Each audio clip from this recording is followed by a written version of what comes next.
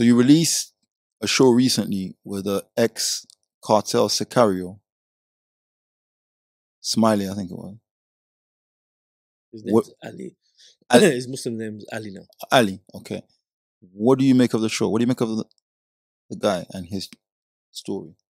That show was very different to what we're used to, and obviously there's a lot of things you can't say on camera. A lot of things, you know.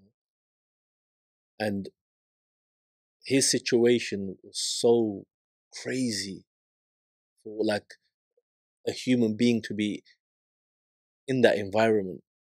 Like your salary, you get paid a salary of $6 grand a month to just do mad things. That's your job, you know? And I don't think in the UK we could ever understand that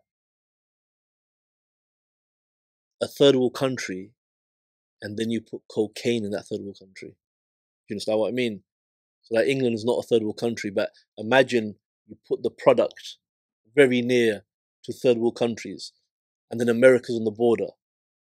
And this is an industry that could potentially make you billions, hundreds of millions, and people have made them figures.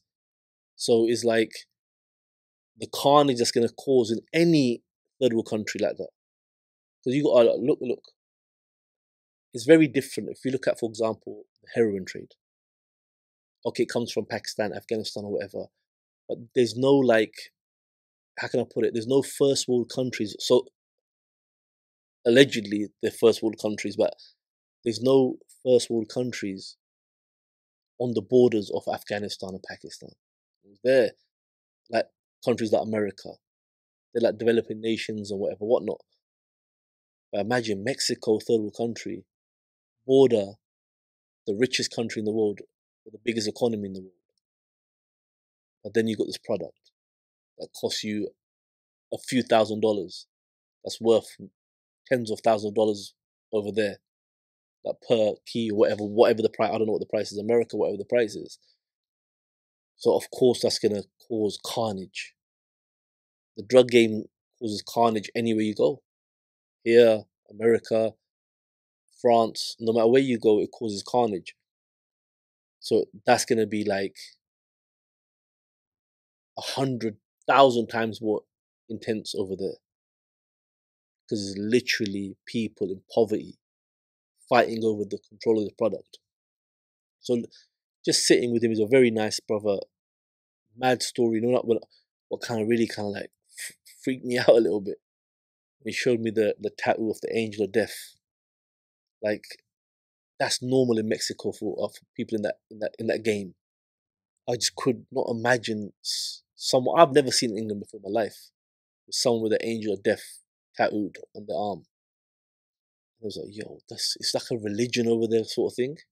You know, but the eyes don't lie.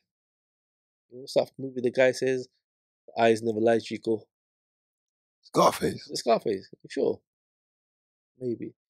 Bro, his eyes told me a lot. Just looking in his eyes, you can see a lot of pain there, a lot of baggage. Yeah, the eyes never lie, boy. But yeah, so I'm not the type of person who's gonna be on like pressing him to, say stuff and bait himself up or whatever. People understood. People watched the podcast. They understood. There's no need to go in details. For someone like him, or just generally anyone, platforms that have live TV and stuff. I'm gonna be honest with you. You've got to be careful because they're gonna push and push and push until you say something stupid. You got to be very political with your words. You got to have a strategy. You got to know what's coming out your mouth before it comes out your mouth. Or whatever. And like I said, that's one. There's some platforms I don't like. I've seen people say stuff on there like, yo, this is crazy. When I watched that AR Abbott interview back in the day, when I watched that, I was like, oh, this is kind of wild, just like that. There's no strategy to what he was saying, and obviously it happened. Like, alhamdulillah, the brother Ali, he's left the road or whatever. But like with Vlad and that, he has a lot of people on there that are still active. But yeah, what podcast is a good podcast? Go on. I don't know if it's gonna be aired by the time this comes out. The brother from Newham, his name's Ghost as well. The second Ghost. Hey, that podcast was hard. You know what it is? He's a stick-up kid. Like, that's the definition. He was the definition of a stick-up kid. So when I'm talking to him, I'm a former drug dealer, whatever, astaghfirullah. So that we know the game between us. So I was laughing. Like, if you watch a lot of that podcast, I had to like cut it out. But like we were just catching jokes because I know he's the real deal. And I always, even when I was on road, this is a mad thing to say, I appreciated people like that in the game. Why? Because I feel it balances the game out. Because how can you be a drug dealer, or when I was a drug dealer, how could I be a drug dealer destroying communities and have an easy ride? There has to be people like that to balance the game out.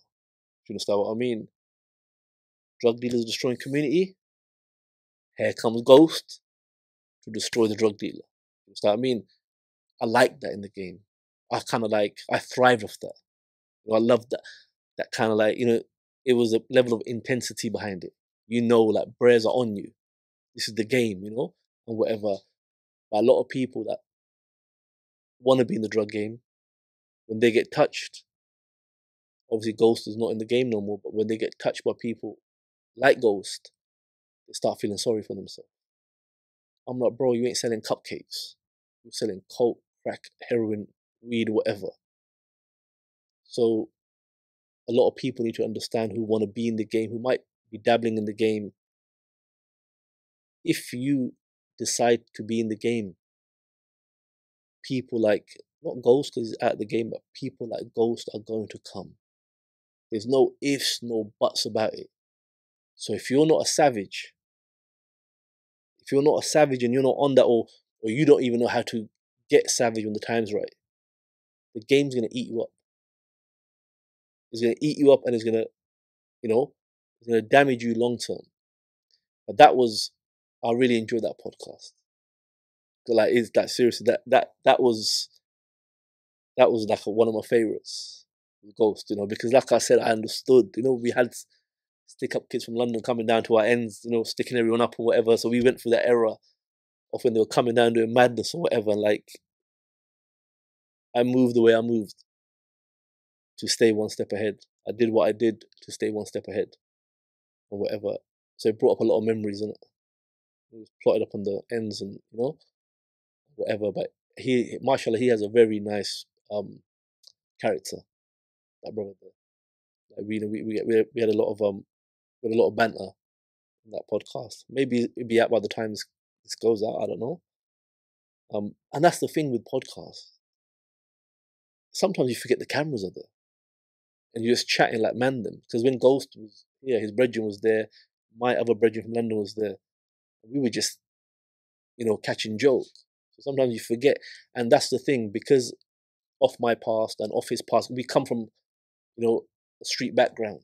So sometimes, when I see podcasters who've never been on the road interviewing road guys, I find it a bit strange.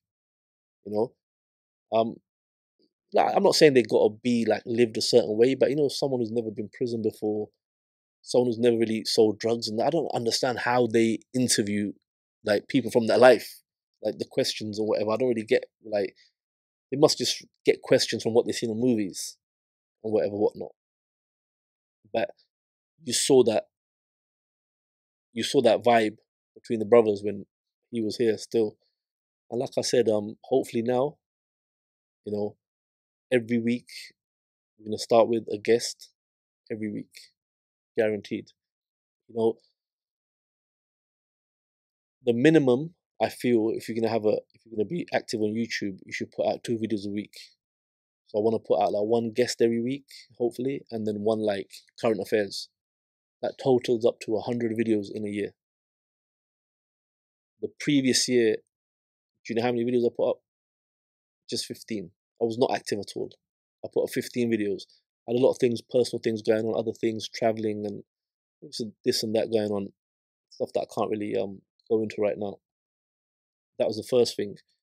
And then in the last 5 months, I didn't post any videos at all.